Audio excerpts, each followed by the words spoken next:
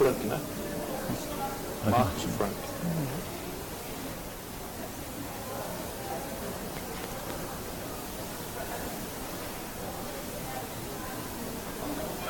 Olá, amigo do Facebook, boa tarde. Sou Frank Martins, editor do Popular Online. Estamos aqui em mais uma conversa, mais uma transmissão ao vivo para você aqui diretamente do Facebook.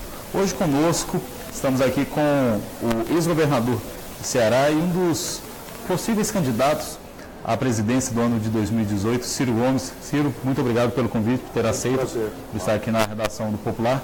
E aqui comigo para participar desse papo também, Marcos Nunes, repórter da editoria de política, aqui da versão impressa do Popular. Gostaria de convidar vocês a participarem também deste bate-papo, enviando perguntas através dos comentários. É só acessar aí do lado, clicar, mandar sua pergunta, que nós vamos fazer aqui também, vamos repassar ao Ciro Gomes. Ciro Gomes, que é advogado, professor universitário, escritor e político brasileiro. Está afiliado ao PDT, partido do qual é vice-presidente, correto? Nacional, sim. Isso mesmo, vice-presidente nacional. Ele está aqui em Goiânia e participa da primeira edição do Congresso Estadual Central dos Sindicatos Brasileiros em Goiás. O evento acontece de hoje até sexta-feira e vai abordar o atual momento político vivido no país, com ênfase no debate e na análise das reformas trabalhistas e previdenciárias. Ciro, a cerimônia de abertura conta com a sua presença, onde você vai fazer uma palestra, no qual o tema é a política de desenvolvimento nacional. Ao seu ver, quais são os problemas na economia brasileira e quais são os problemas na reforma trabalhista? Deixa eu lhe cumprimentar, Frank, Marcos, a todos os internautas. O Brasil está proibido de crescer por algumas graves questões mais de fundo, mas contemporaneamente é mais simples de explicar que 3 fatores saltam muito gravemente a indicar providências que temos que tomar e nenhuma delas está sendo tomada. A primeira é que o passivo das empresas, do setor privado, estrangulou. Anos, décadas de juros exorbitantemente altos acabaram colapsando a capacidade de investir do setor privado brasileiro. Então, a capacidade de investimento vinda do setor privado é nula nesse momento.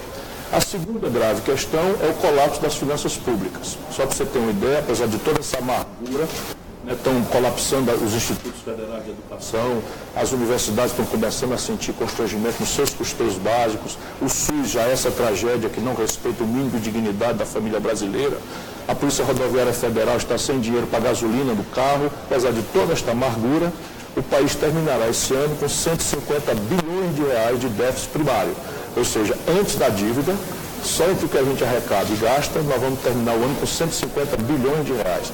Vencem 480 bilhões de reais da dívida pública, uma coisa somando com a outra, nós estamos nos aproximando de fazer conta em trilhão de reais. Então, esse é o segundo fator que exige também um conjunto de providências. E o terceiro fator, é mais de fundo, é que o Brasil, descuidado de um projeto nacional, abriu mão de uma política industrial de comércio exterior, abriu mão de agregar valor aos seus produtos tradicionais, do agronegócio, da mineração, enfim, nas compras governamentais, e o resultado prático é que hoje nós temos um desequilíbrio nas contas do Brasil com o estrangeiro, que quando o país cresce, qualquer coisinha chega perto de 130 bilhões de dólares. Quando isso acontece, você tem um filme velho, que é a desvalorização do real, isso passa para os preços, imediatamente o governo atira nesses preços que foram inflados pela mudança na taxa de câmbio, com a taxa de juros. E aí começa o ciclo vicioso que derrubou o Fernando Henrique, deu passagem ao Lula e derrubou a Dilma, basicamente porque se desconstituiu antes do protocolo formal do golpe. E o que é necessário fazer, então, na visão do senhor, para recuperar a economia? Veja, se esse diagnóstico for correto, há um conjunto de providências para cada uma dessas causas. A primeira causa, eu proponho que o Brasil, estruturalmente, traga a taxa de juros para um patamar abaixo da rentabilidade média dos negócios. E nós temos uma oportunidade de ouro que já vai se perder. Qual é a oportunidade de ouro? Nós estamos com deflação, ou seja, o que parece ser bom é péssimo como sinal de colapso econômico. Os preços estão caindo, os seus valores nominais. Portanto, nós temos uma margem extraordinária para reduzir a taxa de juros. E segundo, internacionalmente, o mundo inteiro está praticando a política inversa do Brasil para enfrentar a estagnação derivada de 2008. Ou seja, nós temos juro internacional negativo e inflação no Brasil negativa. E a taxa de juros no Brasil está em estonteantes, inexplicáveis, 10,25% ao ano, isso é a taxa básica que o governo paga. Reduzir essa taxa de juros rapidamente, quanto possível, sem quebrar contratos nem nada, mas no segundo plano é preciso tirar uma fração das reservas cambiais. O país hoje tem uma espécie de caderneta de poupança em dólar de 380 bilhões de dólares. Nós não precisamos dessa montanha de dólar, porque isso custa muito caro. Isso tudo vira dívida interna, paga no juro brasileiro, e as nossas reservas estão hospedadas no estrangeiro a juro negativo. Então, se a gente tirar 50, 70, 80 bilhões de dólares e criar um fundo soberano no estrangeiro, criar uma linha de redesconto para que o empresariado brasileiro, mediante um plano de investimento, troque dívida interna estrangulada no juro e de curto prazo por dívida externa de longo prazo e a juro negativo. Não é? Isso para o setor privado. O setor público precisa de uma reforma fiscal profunda, né, que vá na direção correta. Nós temos um sistema tributário muito regressivo, ou seja, ele cobra muito menos de quem pode pagar mais e cobra muito mais de quem pode pagar menos. A carga tributária relativa para os pobres chega a quase 40% do PIB. E a carga tributária para os ricos, se você botar o juro que eles recebem de volta, cai para 12% do PIB.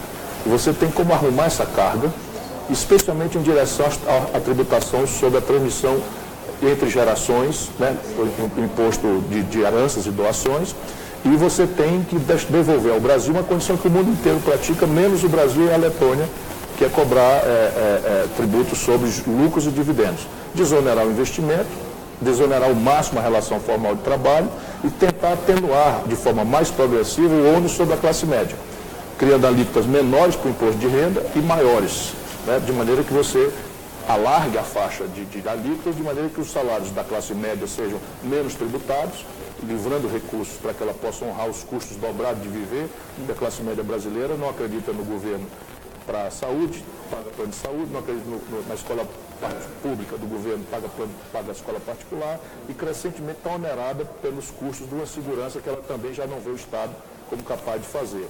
Portanto, é preciso descomprimir esse peso, né, sobre os salários da classe média e incrementar na faixa de cima das rendas mais altas, especialmente da renda especulativa, essa renda. Enfim, e botar em perspectiva um debate sobre previdência social. Não nessa estupidez que estão fazendo, mas criar um regime de capitalização em que a gente, ao invés de arrecadar da mão para a boca e pagar mal e porcamente os aposentados, a gente arrecade, hospede em fundos de investimento, criando uma emulação para a economia crescer, e extraia dessa dinâmica de associar a poupança coletiva com o investimento de longo prazo, o lucro extraordinário para pagar melhor as aposentadorias. E, por fim, o país tem que entrar numa dinâmica de política industrial de comércio exterior. Só para você ter uma ideia prática, o Brasil importará este ano do estrangeiro, o governo pagando, 17 bilhões de dólares de todo o conjunto de complexo industrial da saúde. Se a gente tivesse uma política industrial de comércio exterior focada em compras governamentais, esse polo de farmacêutico de Goiás, Anápolis e vizinhança, explodiria. Né? Mas nós estamos aqui simplesmente pegando a química fina que vem de fora, já com patente vencida, e agregando muito pouco valor. E ainda o produtor brasileiro ainda se obriga a competir contra a escala internacional, contra o juro dramaticamente barato internacional e às vezes dumping. Né? Isso tudo é possível fazer. Evidentemente que isso tudo só acontece no ambiente de um projeto.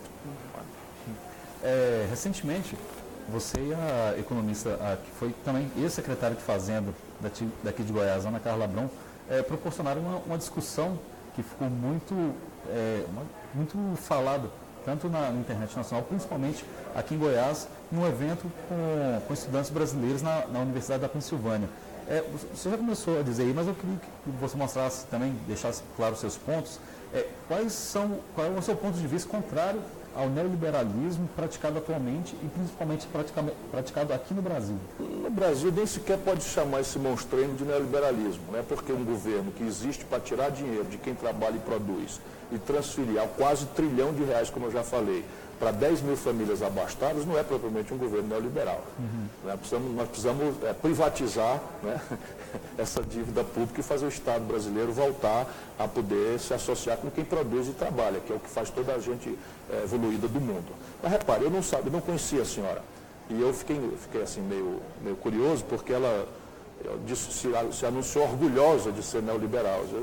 Eu tenho orgulho de criar bem meus filhos, de educar bem meus filhos, eu tenho orgulho de ser brasileiro, mas assim, de ter orgulho de professar um marco de economia política é meio estranho. Sinal de quem leu pouco, na minha opinião, assim, com todo respeito, porque ela não está aqui hoje.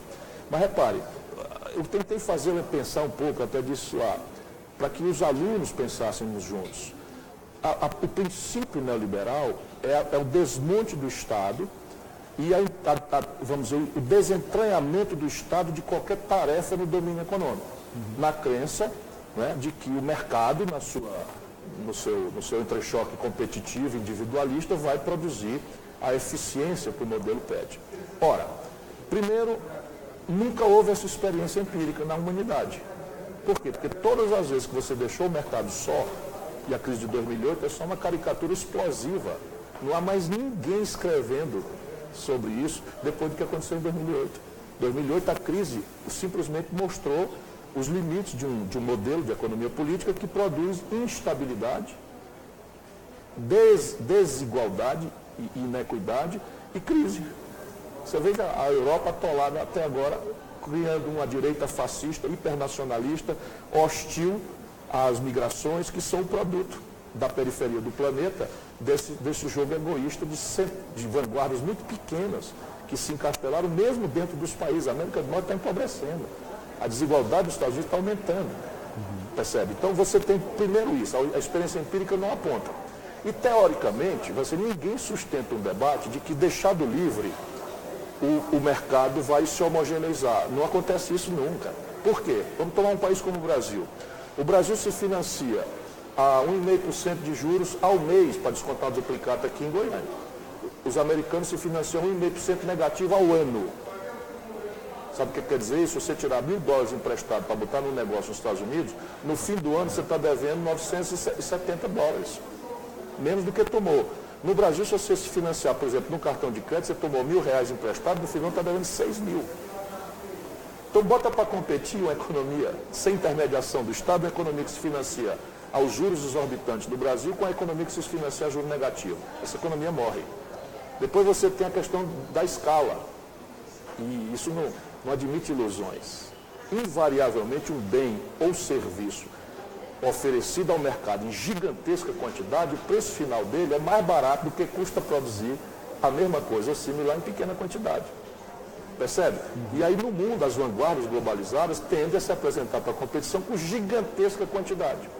Aí a China faz uma fábrica de jeans e vende 1 bilhão de peças por mês. O preço dessa calça lá na Sulanca de Caruaru, onde não tem governo, não tem custo tributário, não tem previdência, não tem coisa nenhuma, o custo dessa calça, o preço final é mais barato do que custa produzir lá, porque você compra pouco pano, pouco botão, pouco zíper, pouco não sei o que, então o custo de produção é muito maior. Agora vamos misturar as três coisas. Tem uma terceira, tecnologia. Desde quando o laissez-faire, ou seja, a livre concorrência, equaliza o domínio tecnológico? Ao contrário, com a introdução de legislações draconianas de proteção de propriedade intelectual e com a sofisticação que as tecnologias tomaram, você tem 80% do valor de um carro que circula no Brasil são importados. Todos os celulares que nós usamos são importados. Toda a química fina que nós usamos, para ser mais exato, 80% dos nossos remédios, os meios de diagnóstico, é tudo importado. E aí, consequência prática, você produz um passivo a ser remunerado em dólar e não tem o dólar para pagar. Onde é que o neoliberalismo explica isso aí? É uma incongruência teórica também. Né? O senhor falamos agora há pouco. O que não quer dizer, desculpa, Marcos, que você não deu devido valor. Eu não sou um esquerdinha pouco lido. Devido valor ao mercado. O mercado já provou na história da humanidade o seu papel absolutamente respeitável, absolutamente relevante. Não for o mercado, a humanidade não tinha acelerado o seu progresso técnico, científico, as condições de conforto, de longevidade. Portanto, não está em mim satanizar o mercado como uma certa esquerda mal lida faz. O que está em mim claramente é a observação teórica e empírica de que é preciso uma economia mista, em que a livre iniciativa seja apoiada, reforçada e fortalecida, mas vigiada e enquadrada para produzir desenvolvimento. Senão ela vai produzir, de novo, concentração, desigualdade e instabilidade e crise. Minha pergunta era justamente em relação a isso. Num estado como o Estado brasileiro, em que vemos agora uma crise política e de corrupção muito grande, uma interferência forte do Estado no mercado também não daria certo. Como isso funcionaria? Marcos, não é bem assim.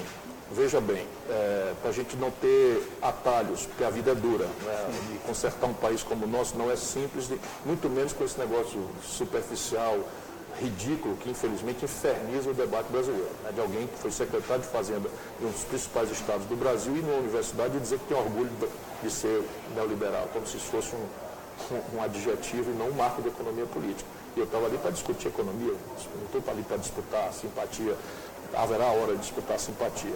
Bom, mas repare, a corrupção no Brasil é derivada não propriamente do Estado. A Odebrecht é uma empresa privada. A JBS é uma empresa privada. A Mendes Júnior é uma empresa privada. A Andrade Gutierrez é uma empresa privada. A questão brasileira é que nós tivemos um longo período de ditadura, a nossa história é autoritária, e os controles sociais brasileiros são recém-fundados. Só em 1988 nós independentizamos o Ministério Público da tutela do Executivo. Sabia? O Ministério Público no Brasil era cargo de confiança do governador, do prefeito ou do presidente da República. Só depois de 88, com o fim da ditadura, que a imprensa é livre para dizer, e criticar, e denunciar, e devassar as safadezas, e etc, etc. E aí, mal experimentamos isso, já derrubamos o regime. Então, não tem democracia sem cidadão. São dois assuntos diferentes. O que gera corrupção, por exemplo, em 2008, nos Estados Unidos, foi 100% privada a corrupção. 100% privada. Agora, o que é que fazem os americanos? Protegem as empresas e punem drasticamente os empresários corruptos. Então tem um bocado de gente na cadeia pela roubalheira que fez, mas o governo foi lá e financiou as empresas, porque lá funciona na prática, isso que eu estou defendendo para o Brasil. Aqui no Brasil a gente simplesmente por fundialho com bugalho, como se democracia fosse sinônimo de anarquia, como se defesa de direitos humanos fosse defesa da impunidade de bandido, está tudo de cabeça para baixo no país. Por isso que nós precisamos devolver o debate ao seu leito, né, sóbrio.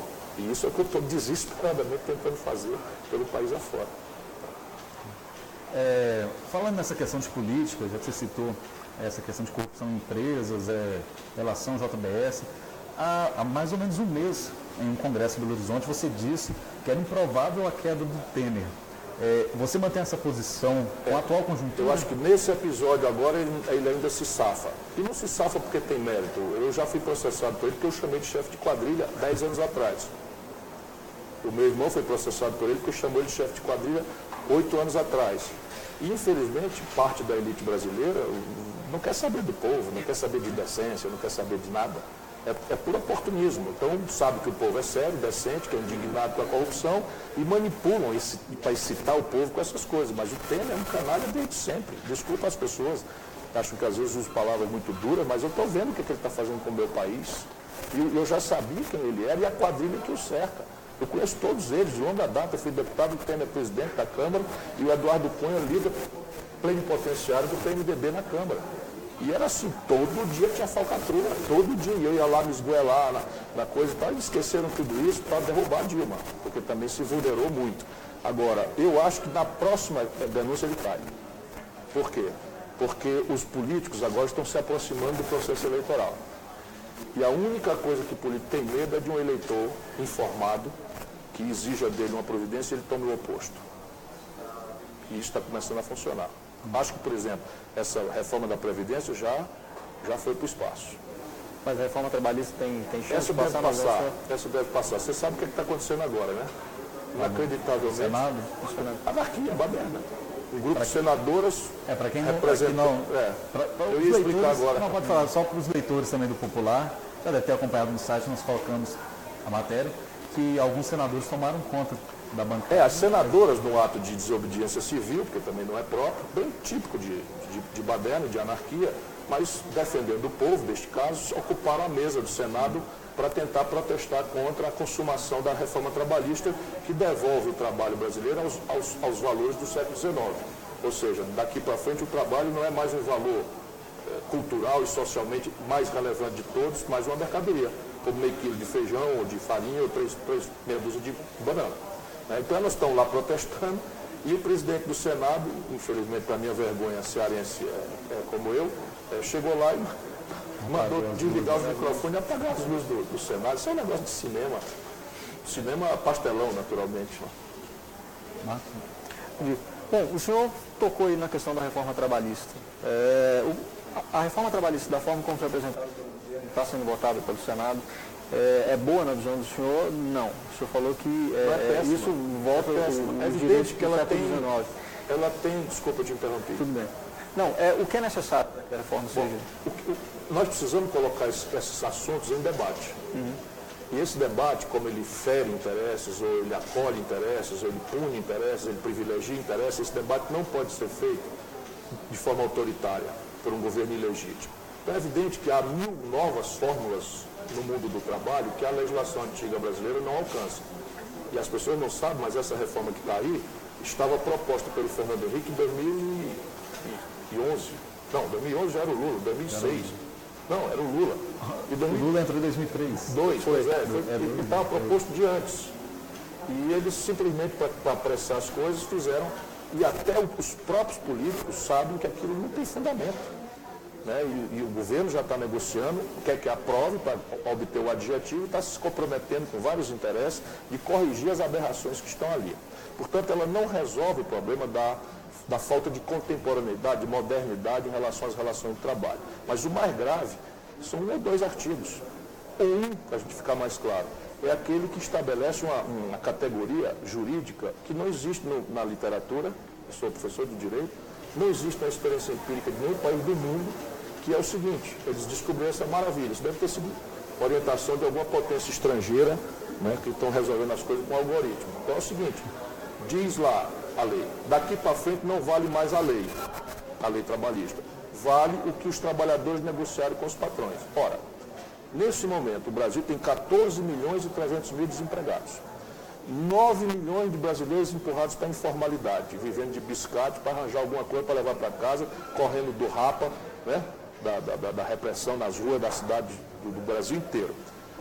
Parte importante do sindicalismo apodreceu na corrupção.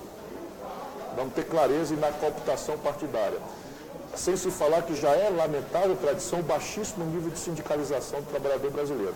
Você vai botar o trabalhador com esta circunstância para negociar com o empresário, com uma fila de desempregado na porta, isso não existe em nenhum lugar do mundo. Por isso que, desde o século XIX, a humanidade evolui e começa a considerar claramente que o trabalho não é uma commodity, o trabalho não é uma mercadoria sujeita à lei da oferta e da procura, que o preço seja o salário.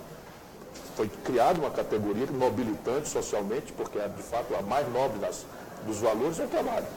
Pelo menos no meu ponto de vista, é o trabalho. O capital, ele existe para servir à renda e, portanto, ao bem-estar da população. E o trabalho é de tudo mais nobre. Depois querem habilitar o trabalho de novo como se fosse uma mercadoria. Eu gostaria aqui de agradecer a participação dos nossos leitores, dos nossos amigos usuários do Facebook. Grande participação, muitas pessoas demonstrando aqui o apoio ao Ciro, falando da entrevista. E temos uma pergunta aqui, gostaria de repassar ao Ciro, de um dos nossos leitores, o Hugo Manuel da Silva. Ele pergunta: Ciro Gomes, como mudar o sistema tributário brasileiro, que pesa no consumo e na produção, para a renda como nos países de referência, desde Estados Unidos, Chile e a maioria dos europeus, sem, obviamente, criar uma crise fiscal no Brasil? Bom, essa é uma pergunta muito inteligente. Pergunta do Hugo Manuel. Que o Hugo faz, eu agradeço a ele. E a questão básica aí não é técnica. Tecnicamente, o Brasil é tão desastrado no seu modelo que as saídas para isso estão dadas.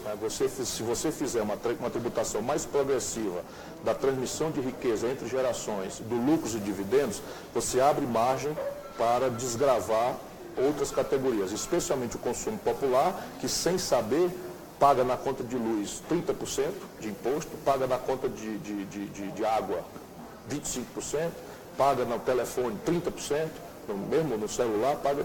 E isso é igual para todo mundo. É evidente que você tem que mitigar isso e há como fazer. Nós no Ceará, por exemplo, fazemos isso na tarifa de água. Como fazemos, na prática, o imposto sobre heranças de Goiás ou do Brasil inteiro, na média é 4%. No Ceará é 8%.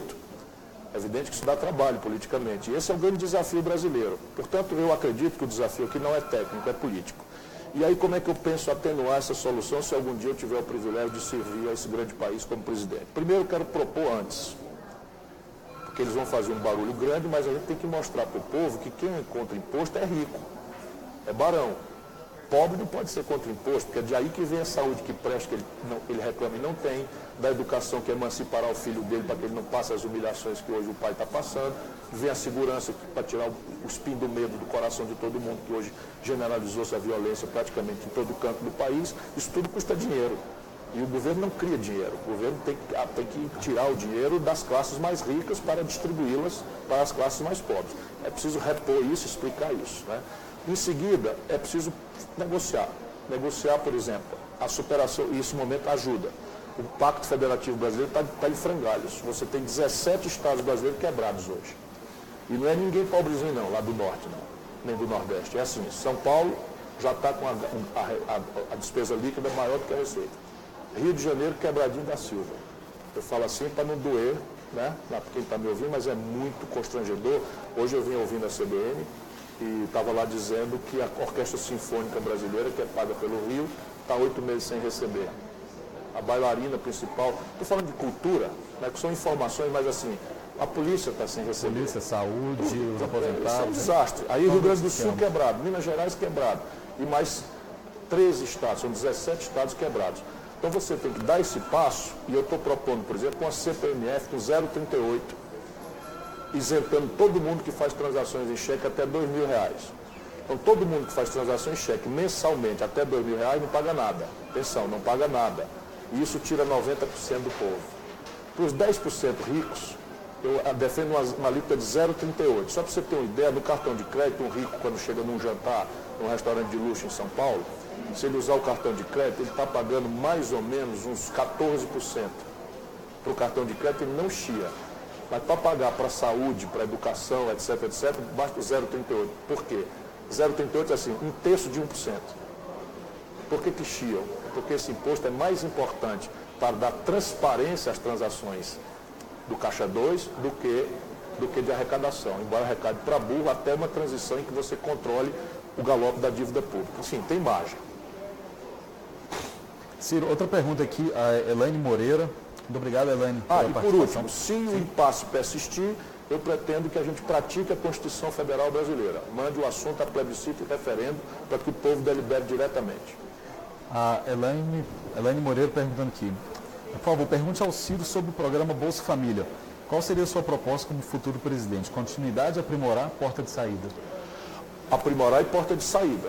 Evidentemente que quem como eu conhece a miséria de perto, eu fui nascido no interior de São Paulo, mas fui criado no interior do Nordeste e ali eu vi a miséria, a fome de verdade, não como expressão retórica.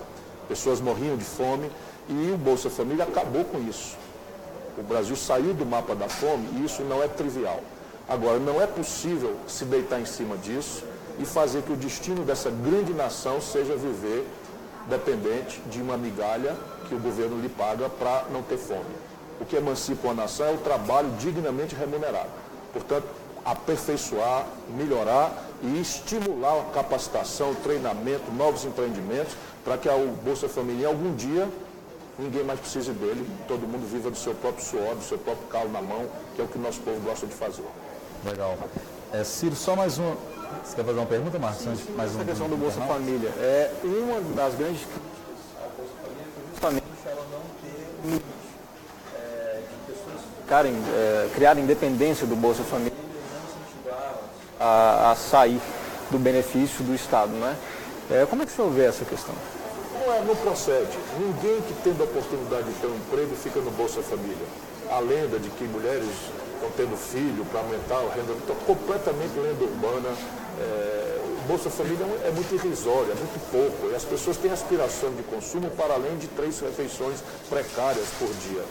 Então, o que nós precisamos fazer é acabar com essa chaga de 14 milhões de desempregados. Mas não vamos discutir um assunto desse, né? Você 14 milhões de desempregados, cada uma dessas pessoas tem uma conta para pagar, tem um aluguel, tem um nome no SPC, no Serasa, está se humilhando de porta em porta pedindo emprego e não consegue, volta para casa, liga a televisão, lá vem a notícia da roubalheira, dos bambambam de Brasília se acertando, né, de lado a lado para não deixar a justiça funcionar. Isso é que nós precisamos botar a mão dura em cima. Né? Enquanto isso, a população tem direito de comer. Porque é muito fácil, né, a gente 3, 4 refeições, uma merendazinha no meio e tal, ficar fazendo teorias em cima da fome real. Sim. Mais uma pergunta finalizando. 16 bilhões de reais custa para 40 milhões de pessoas. É muito dinheiro? É. Mas sabe quantos bancos vão levar? 10 mil famílias vão levar? Esse ano? 150 mais 480 bilhões de reais. Bilhões de reais.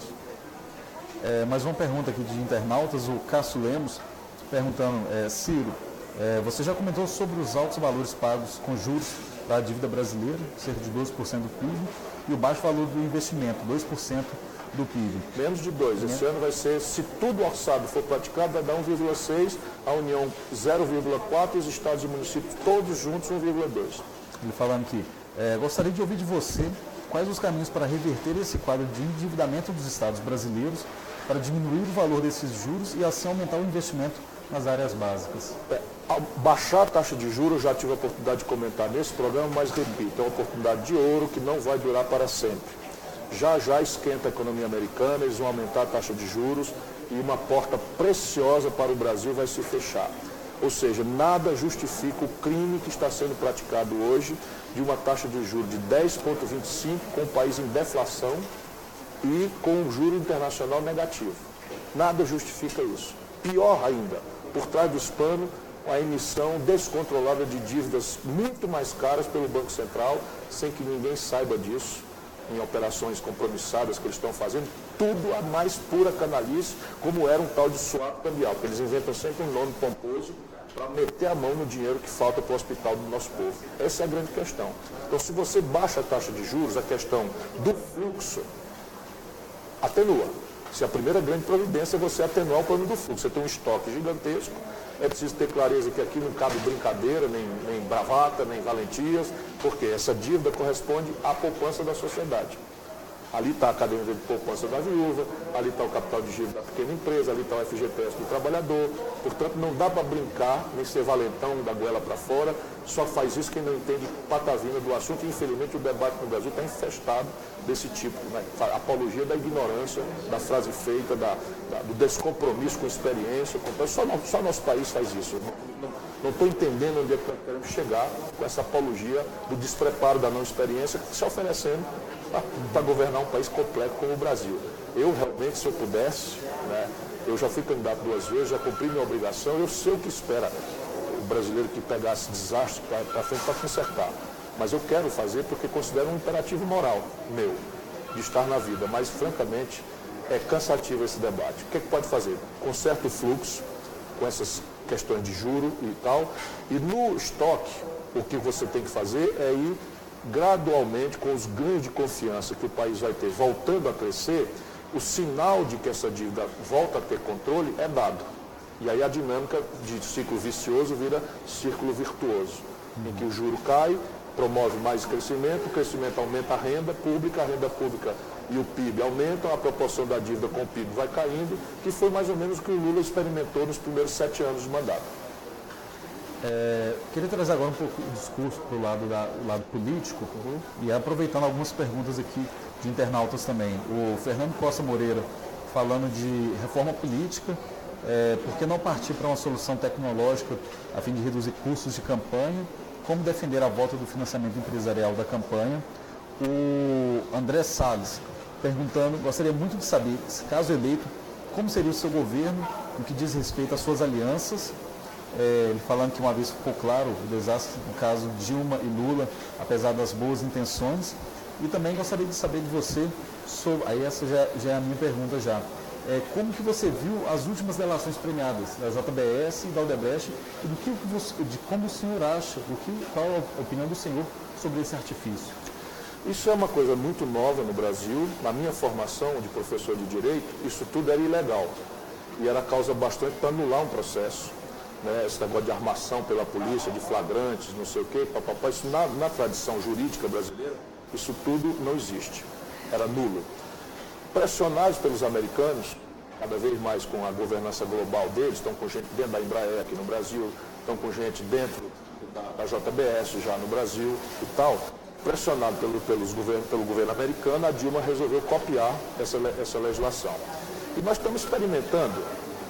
E há muito abuso, porque na América, onde eu também já estive, na Law School de Harvard, lá como visiting scholar por 1 ano e meio, na América ninguém dá imunidade a um bandido como esses gangsters da JBL. Ninguém dá imunidade, você faz atenuante da pena. Você...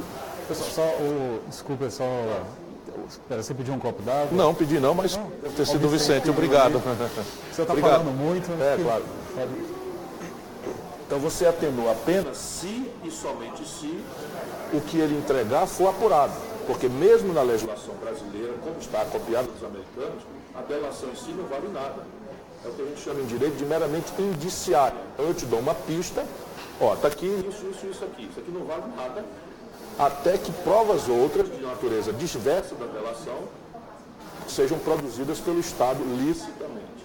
E no Brasil está virando baderna. Então, bandido de alta periculosidade vai ao procurador da República, oferece uma coisa que rapidamente o procurador dá a ele uma imunidade, isso não existe em lugar nenhum do mundo, e as operações controladas são feitas estupidamente, porque ainda está aí. Qual é a lacuna da denúncia contra o Michel Temer? A lacuna de que ele não recebeu o dinheiro. Ora, quem recebeu o dinheiro foi o intermediário dele. Por que a Polícia Federal não esperou a segunda remessa semanal? Por que não rastreou com o chip esse dinheiro até ele chegar no seu destino final? Por que o Loures, ao devolveu com 75 ou 65 mil a menos? O que houve aí? É o mesmo dinheiro? Por que não marcou as cédulas? Isso tudo é feito na América do Norte. Então, uma operação controlada é uma coisa muito séria. Se não virar armação, e aí o Supremo anula tudo. É isso que eu estou avisando. O Supremo vai, quando a imprensa parar de prestar atenção, o Supremo vai anular tudo. 30% das decisões do Moro já estão revogadas pelo Tribunal Regional Federal do Rio Grande do Sul. Por quê? Porque tem muita luz, muito bafafá, muita zoada, muito exibicionismo, né, de procuradores, juízes, etc. E não é assim que se faz justiça. Me parece que havia um conjunto de perguntas de natureza política. A outra era a questão se você for eleito, como você vai tratar suas alianças? O que eu tenho brincado, mas quero ser muito sério nisso, é que quem o povo eleger me obriga a negociar. Então vamos ter clareza. Se a gente elege um presidente da República cheio de esperança, cheio de confiança, cheio de crença de que, apesar de todas as evidências, esse vai fazer o que está prometendo, esse tem experiência, esse está prometendo coisas com detalhe, botando número nas coisas, por favor, não bote esse presidente lá e amarre os pés e a mão dele elegendo um congresso de picareta. Isso é que nós temos que ter clareza, temos que ajudar o nosso povo a entender. Por que o Congresso é tão extensamente corrupto? Que nos elegeu a todos somos nós. Então eu, na minha campanha, se eu for candidato, vou dizer permanentemente, meu irmão, se você votar em mim, não amarre minha mão. Me dê um senador, me dê um deputado que tenha um compromisso com o país. Uma decência, pesquisa de onde ele vem, o que é que ele andou fazendo. E eu vou ajudar as pessoas a saber quem é que está respondendo por picaretagem, quem é que é picareta e tal. Mas você tem como ajudar. Isso atenua o problema, mas não resolve. Por que não resolve? Porque o Brasil copiou o presidencialismo americano, sem a realidade americana. A realidade americana é de uma confederação. Todos os problemas são resolvidos localmente. Não tem um SUS nos Estados Unidos, não tem um sistema universitário federal, não tem, muito pouca coisa é federal. Existe independência estadual. Né? Isso, uma autonomia muito grande, né? Nos estados. E segundo, o sistema jurídico deles, anglo-saxão, é um sistema consuetudinário, uma palavra meio estranha, mas é o seguinte, lá não está tudo escrito, como o nosso, que é o disciplina positiva. Aqui está tudo escrito, e para você mudar uma linha da Constituição, precisa juntar 3/5 dos deputados, 3/5 do Senado, em 4 votações diferentes, com prazo de uma coisa com a outra. Ou seja, é feito de um sistema oposto ao americano. Então, nós precisamos ter essa clareza, né? E, dado que o impasse é lógico, porque o Congresso ele tem o monopólio do desenho das leis e não tem nenhuma responsabilidade com a sustentabilidade disso. Por isso que o Brasil inventou lei que pega, lei que não pega. Então, eu estava lá como deputado, revogaram a CPMF, tirando 70 bilhões dos cofres da saúde, e mandaram obrigar a 70 bilhões de despesa maior na regulamentação da emenda 29. Então, tira dinheiro e aumenta a despesa. E o executivo que vai dormir com um barulho desse. Então, precisamos ajudar o povo a entender e, no limite, trazer o povo para decidir. Quando houver impasse institucional em temas centrais, plebiscitos e referendos, como faz a Europa, como faz os Estados Unidos, como faz o Japão, como faz, enfim, todo o país civilizado do mundo. Eu queria só te pedir uma indelicadeza. Não, claro. O sinal do seu microfone parece que está dando um problema, nossos ouvintes estão reclamando aqui. Nosso técnico, vocês trocar a pilha. Pode trocar. Sim, ele vai trocar a pilha do seu microfone. Da internet. A internet ou ao vivo, né? Nós fazemos na hora, não tem problema. Já que o pessoal deu esse feedback aqui, vamos trocar aqui. Peço desculpas aos nossos amigos aí do Facebook. Pilhas acabam, você não pode fazer nada. Mas estou pedindo exatamente porque o papo está muito bom, a participação, a interação está incrível aqui. Gostaria de agradecer aos nossos amigos do Facebook. Muito obrigado mesmo por ter dado a dica e por ter falado. Pessoal, gostaria que vocês escrevessem aí, se falassem se está tudo ok, se agora vocês estão ouvindo o Ciro melhor. Então vamos voltar. Então, financiamento de campanha, é aí que está o nó, né? Você tem coisas muito complexas em relação a isso, que a gente também precisa, enquanto ainda é tempo, ajudar o povo a entender. O poder econômico é um dado da realidade humana. Ele existe, ponto. Ele é irremovível da realidade. O poder econômico, o poder do dinheiro, isso é uma distorção que a humanidade criou, mas parece ser um dado irremovível da realidade.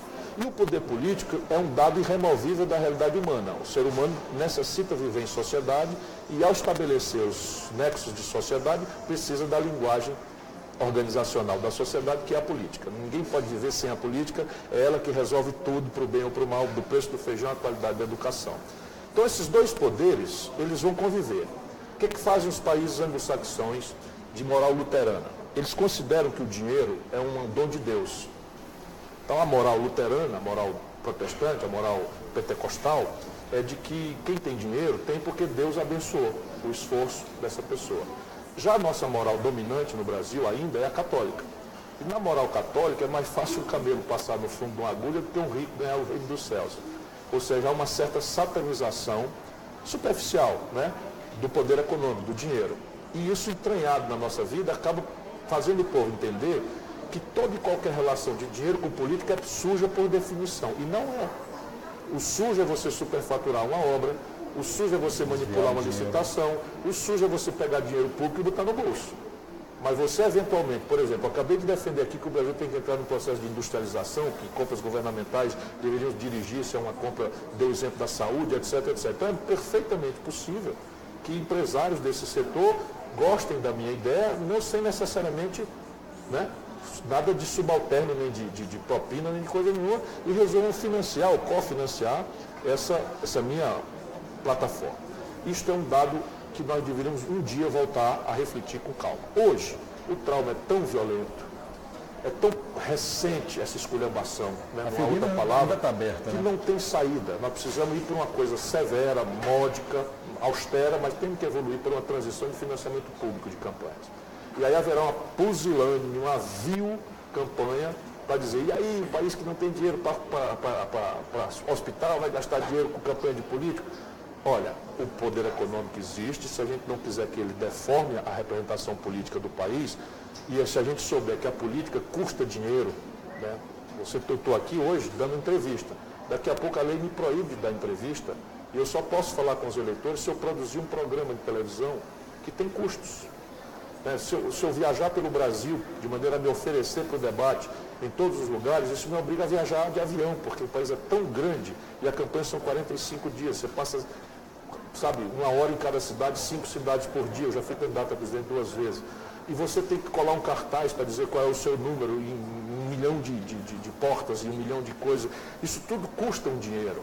Não é? E é preciso que a gente amadureça com a sociedade isto, porque a política não tem outra saída. Se houvesse outra saída, acreditem, talvez o primeiro que escapulisse por ela era eu. Eu tenho 38 anos de vida pública, nunca respondi um inquérito, nem sequer para ser absolvido. Mas já enfrentei todo tipo de abuso. Todo tipo de abuso, porque eu cultivo a franqueza, não gosto de hipocrisia. Lá, quem me conhece de perto, ganhei todas as eleições e tal, mas eu agora estou nesse limite. Eu não posso fugir, vou ser candidato, tenho muito entusiasmo, mas também não vou vender a alma para ser presidente. Isso não vai acontecer bem. Falam-se de 6 bilhões para o Fundo de Financiamento Público de Campanha. Não, são 3,5 bilhões que está proposto lá hoje. Existem propostas para aumentar isso. Mas eu sou a favor de uma coisa absolutamente... Aliás, a minha proposta não tem a menor chance de passar. Eu sou a favor que a gente purgue essa transição estatizando pura e simplesmente as campanhas. Qual seja, o Tribunal Superior Eleitoral e os tribunais eleitorais regionais receberiam dinheiro, nenhum partido receberia dinheiro, e eles monopolizariam o financiamento equalizado das campanhas de todos os candidatos. Evidentemente que os políticos não vão topar isso, né? Entendi.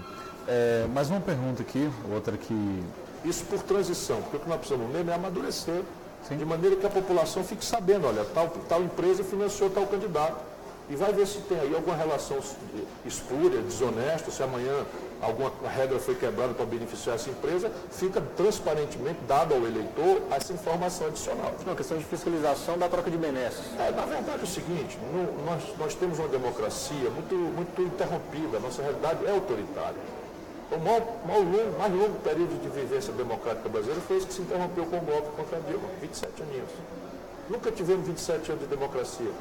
É preciso ter paciência, nosso povo não é culpado disso, é a cidadania mal treinada, né? Pouco treinamento, e as pessoas são manipuladas, nós todos somos manipulados por um monopólio de mídia, um oligopólio, 5 famílias, se não fosse a mídia regional, o Brasil não tira democracia, porque a dita mídia nacional é um oligopólio nepotista, que não quer nem saber da vida do povo. Em uma entrevista recente, o deputado distrital Chico Vigilante afirmou que caso o presidente Lula não seja candidato ao partido, ele avalia como positiva uma aliança com o Ciro Gomes para 2018. Como que o Ciro Gomes vê essa fala? Eu já sou tão vivido que eu vejo um misto de gratidão por as pessoas que, como o Chico Vigilante, são honestas e sinceras nisso, mas eu sou tão vivido, meu caro Frank, que é mais fácil o boi voar. Entendeu? O PT não tem natureza de apoiar ninguém. Eles têm essa visão antiga de esquerdismo monopolista, de partido único. Eles sonham com isso, tá? E querem enterrar todas as outras expressões. Você, Ciro Gomes, se considera o quê? Centro-esquerda? Eu sou de centro-esquerda, ou pelo menos o que eu advogo para o Brasil é uma proposta de centro-esquerda. Por quê? Nós precisamos reunir quem produz com quem trabalha, contra o inimigo da especulação financeira, que é poderosíssimo. Eles são poucos, mas controlam tudo. Controlam os partidos, controlam a mídia, né? Controlam tudo. Eles são os donos do país. E são assim desde sempre. São eles que conseguiram segurar a escravidão no Brasil, para ser o último país do mundo que aboliu essa chaga, que é fazer de um irmão nosso só porque tem uma cor diferente de pele, diferente da nossa, escravo para ser açoitado, torturado, barbarizadas as mulheres, etc, etc. São eles que fizeram aí toda a reação à Revolução de 30, que deu direito de voto às mulheres, que criou o voto secreto, né? São eles estão aí ainda.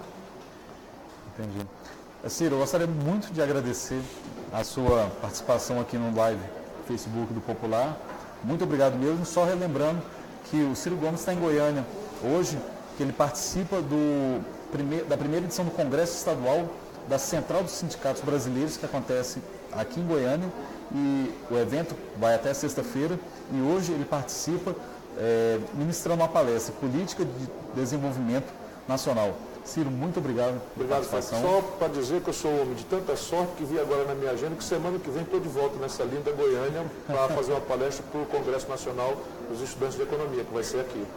Bom gosto da meninada. Bom saber também. Então já fica o recado dado para quem quiser participar também, acompanhar o Ciro, mais uma participação, mais uma palestra aqui em Goiânia. Marcos, muito obrigado também. Alguma consideração final com o Ciro? Obrigado, Frank. Obrigado, Ciro, pela sua resposta. Eu dou os parabéns a você, muito feliz pela qualidade das questões, agradeço aí aos internautas. E isso é o que nós precisamos fazer. Ninguém precisa concordar comigo. Nós precisamos debater os problemas do Brasil de peito aberto, sem preconceito, mas também sem aceitar simplificações grosseiras. Frase feita, golpe de mão, coisas só faz criar nova enganação. As coisas são sérias, são graves, o Brasil tem saída, mas não será com simplificações nem com inexperiência. Ok. E muito obrigado também a você, amigo internauta, amigo do Facebook, que compartilhou, que participou e que demonstrou aqui o interesse em mais um live nosso aqui. Muito obrigado e até a próxima.